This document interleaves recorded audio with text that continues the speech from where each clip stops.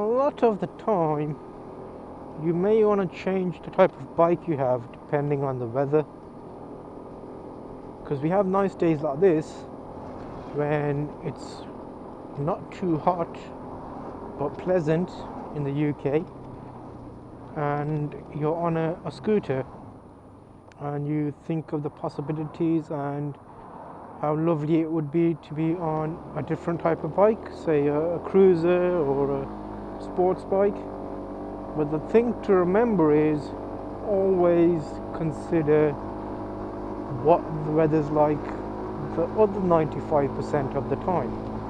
Meaning in the UK, if we're lucky, we'll get 5-10%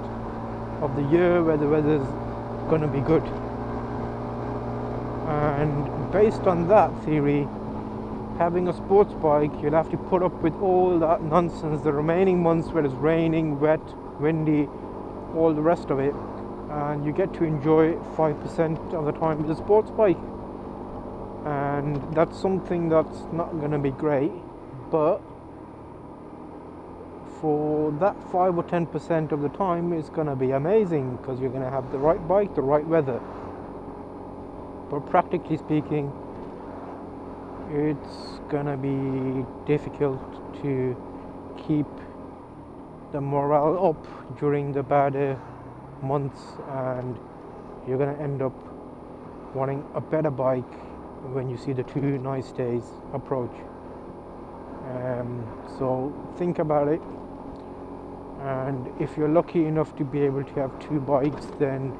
you're covered, because you've got 90% covered on the scooter for the bad weather, because generally scooters are better in the rain in my experience,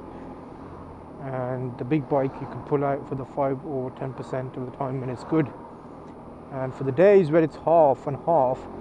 so the morning is really bad and you end up going on the scooter, and then you come home and the afternoon is great, you can either park the scooter up, jump on the bike and go for a little ride, or you can take the bike out during the day in the rain and enjoy the way back. So it'll be a 50-50. You can either enjoy your journey into work, or you can enjoy your journey out of work, and you'd have the option having 2 bikes. So the money you'd spend on one bike, consider if you have the space